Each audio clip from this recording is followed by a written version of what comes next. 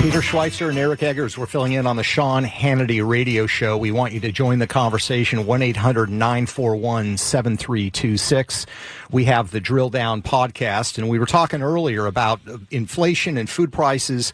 But, Eric, we don't need to worry because they had a meeting in Dubai with 70,000 people showing up, and they're going to solve this problem. Yeah, from the people that told you could no longer buy a fossil fuel-powered vehicle come the people that will tell you how to grow, which food you're allowed to eat, and when you're allowed to eat it. The headline coming from COP, the Council of Parties, this is the 28th version of this collection of global do-gooders. They have now told us that food is on the table. And that should absolutely terrify everybody. Yeah, and what it means, by the way, is they are seeking a dramatic reduction in the amount of meat that is produced, primarily beef, because they say it's not good for the environment. What that means is it's going to get a lot more expensive. Now, the elites that fly to Dubai on their private planes for this conference, they'll be able to still afford it. You know, they're going to get that nice big roast. The rest of us, it's going to get really expensive to do it. And I think there's a certain irony, by the way, that this event being held in an oil-producing country didn't really focus as much on dealing with fossil fuels, which presumably you would think they'd want to. Instead, they go the direction of agriculture, and small countries like Vanuatu are looking for a big payday. Yeah, lots of big takeaways from this thing. For the first time, they agreed to create this fund by which what they call the polluting countries, a.k.a. the big wealthy countries, will now give money to the poor countries. So countries like, the Marshall Islands, like, we didn't come here to sign our death warrant, but we will pick up a check. And that's essentially what the John Kerry's of the world's like, oh, you're very brave for being here. Please take this check with our sincere apologies. But that's literally what they're doing. And so I think those are the things that are on the table, not the least of which is going to be, hey, if 30% or of a third of the greenhouse gas emissions come from the way we grow food, that's one of the headlines in the news, then guess what's next in terms of the things they're trying to control about your life. So coming up after the break, we're going to talk to our fantastic colleague, Sheamus Bruner. He's at the Government Accountability Institute. Also, how many amazing researchers do we have and authors in our stable? Too many.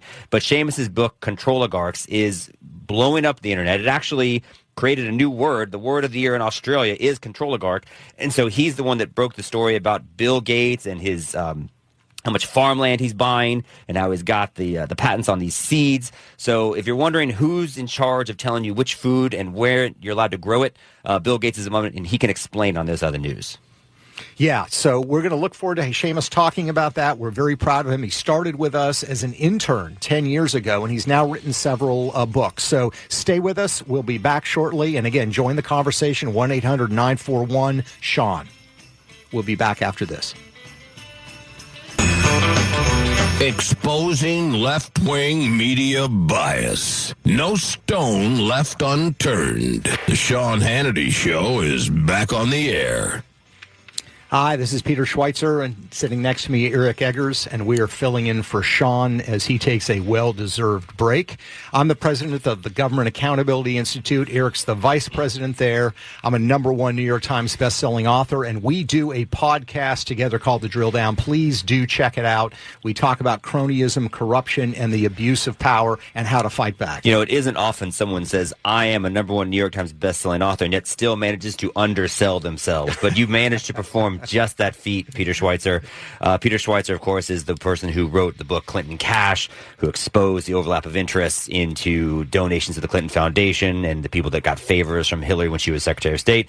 Our research and reporting on Hunter Biden has continued to set the stage for the revelations that you're now seeing being investigated at the steps of Capitol Hill, which is actually very encouraging and very exciting, and I think a credit to the work that you do. And one of the people who has read every email that Hunter Biden has received and has advanced the reporting on the Hunter Biden story as much as anybody is our colleague Sheamus Bruner, who has another book, surprisingly this one not about Hunter Biden, but about actually something far more serious and nefarious. The book is called Controligarchs. Sheamus works with us at the Government Accountability Institute. Sheamus, we were just talking about the Council of Parties and this collection of global do-gooders and the way in which they want to control our lives in the name of global improvement. What's the most concerning thing to come out of COP for you? Yeah, well, I think as you mentioned before the break, in order to, quote, save the planet, these guys are very ambitious. And I call them the control oligarchs. These are the people at COP28 setting the policy. In order to save the planet, they want to reduce your meat consumption and basically take full control over the food supply. And so they're doing this in a number of ways. I mean, number one, outright bans. They're doing bans on certain agricultural activities, fertilizers, even cows. Like right now, Ireland is preparing to slaughter tens, perhaps hundreds of thousands of cows on the altar of climate change. Wait, pause. So you're telling me people are going to kill cows in the name of climate change? Yeah, up to 200,000. Because cows are big polluters. It's going to cost a lot of money, too, by the way, to kill these cows. Here's the question everyone in America that's listening to you right now wants to know. If they go get an Impossible Whopper from Burger King, are they a communist? Potentially. Oh, I want to know, too, when they kill all these cows, are we going to get to eat them, or are they just going to discard them? Unclear, but but it sounds like a lot of ribeyes are going to go to waste. And the banning method, this is the first way that they want to change your behavior, change what you can eat. The banning method is resulting in major backlash. I mean, you've seen the Dutch farmers erupting in protest, farm tractor convoys in Canada. But that was about seeds, though, right?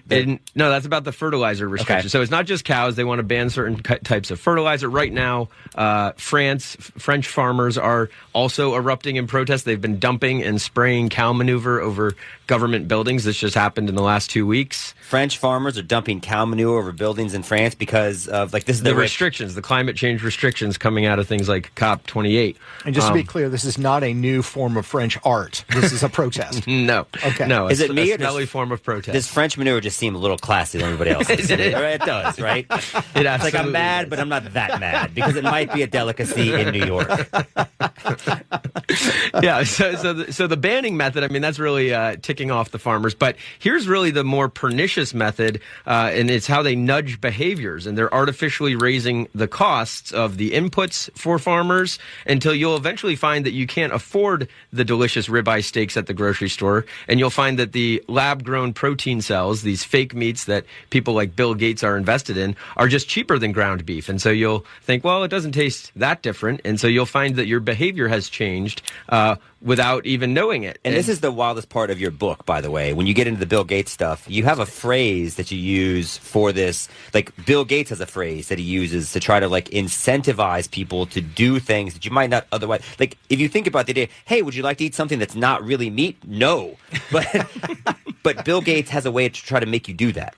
Yeah, well, I mean, he calls it alternative proteins, which sounds much nicer than fake lab-grown meats. But he also has this term, a nifty little euphemism for the price increases that we're experiencing. He calls them green premiums. And so he knows that we don't want to eat fake meat, and we will balk at the price of various green technologies. I mean, he also talks about green premiums on electric vehicles. But it's a way to make your preferred meat or your preferred vehicle more expensive, raising the costs of fuel, raising the costs of the types of fertilizers or having cows. And so that will, and then in turn subsidize the alternatives that he wants.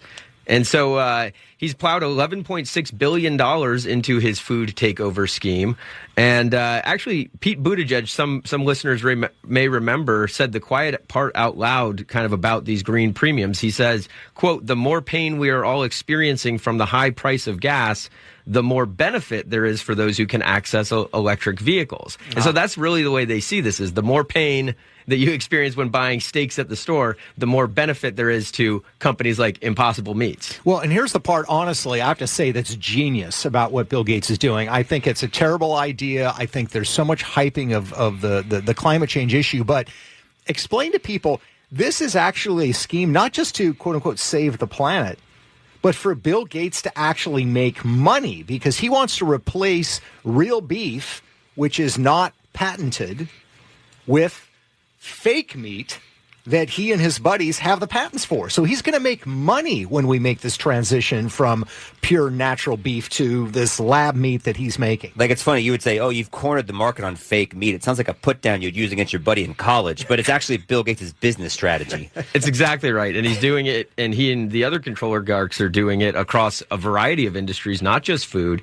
And so I get into the book, like, the number one goal of the control oligarchs, besides making money, is to take power away from and this would be organizations like, in the, COP28 or the United Nations, the number one goal they have is to take power away from countries and citizens, Americans like you and me, and transfer that power to international institutions that they control. And so once you understand that that's their goal, and so it's the Food and Agriculture Organization is who COP28 put out as like they've got the roadmap to the fake meat future. Once you understand that the goal is to take power away from countries and transfer it to international institutions they control, a lot of the chaos starts to make sense. I mean, you touched on inflation and open borders, crime, homelessness. I mean, it feels like these can't be just accidents all happening at once. And there's a concerted effort in a lot of the crises that we see to take power away from countries and give it to organizations that are going to solve these crises. Well, and here's the thing. Sheamus backs all of this up, not with opinion, not with somebody else's opinion, but with hard facts. He's gone through the corporate records. He's gone through the histories. His book is Control Oligarchs, the subtitle Exposing the Billionaire Class, Their Secret Deals, and the Globalist Plot to Dominate Your Life. I would highly recommend you pick it up. This is one of the defining issues we are going to face. And the problem is, it depends, certainly who is in political office, but these guys want to implement their agenda regardless of who is president. So unless you have a presidential candidate and elected officials that are willing to resist them, this is the path that seems to be going forward for Bill Gates, Jeff Bezos, Mark Zuckerberg, and of course, George Soros, who are featured on the cover of your book. And here's my concern is if they get buy-in at the federal level to support these crazy policies, because there's a lot of ag lobbyists at COP, right? I mean, just like there's a lot of fossil fuel lobbyists at this collection as well. They said there's 2,400 fossil fuel lobbyists because they recognize that there actually might be policies that dramatically negatively impact the industry. But you've also now seen some of these oil and gas companies start to get into things like carbon capture, right? So you're moving away from doing the things that made them very successful businesses. There's a lot of ag lobbyists at COP. Do we actually think if the money's there that the ag companies start moving away from things like traditional agriculture and moving more towards these things, and they become part of the solution, quote unquote, because it makes them money if they're going to actively disincentivize the thing they've done before? I mean, yeah, that's exactly right. It's the big, powerful farm companies. It's not your average, Joe farmer, down the road. It's big Monsanto-like, Cargill-like, multinational corporations and their lobbyists who are taking control of the agriculture industry and putting the smallholder farmers out of business. And so just ask any farmer you may know if their business has gotten more or less profitable since climate change became public enemy number one. It's gotten less profitable. Generation-owned farms are going out of business, left and right, and they're getting bought up. And that's why Bill Gates is buying all this farmland, is he's making it compliant with the new regulations that are coming out of events like COP28. And so he's got the solution to your problems. You didn't know you had problems, but Bill Gates has got the solutions. Which is why French farmers are flinging feces all over the place. Yeah, exactly right. Well, and this highlights a truism that we have found at GAI over and over again occurs in American politics. The biggest lie is that big government hates big business. Big government loves big business. They would rather deal with a couple of large, powerful ag firms than deal with 100,000 medium-sized farmers, because it's a lot more complicated. And by the way, if you work for the government, if you work at the ag department, you may want to go work for one of these companies. You may want to go work for Bill Gates. You're going to make a lot more money doing that than trying to become a farmer yourself. So this is a reinforcing cycle within big government and big business. They're not enemies. They're actually allies.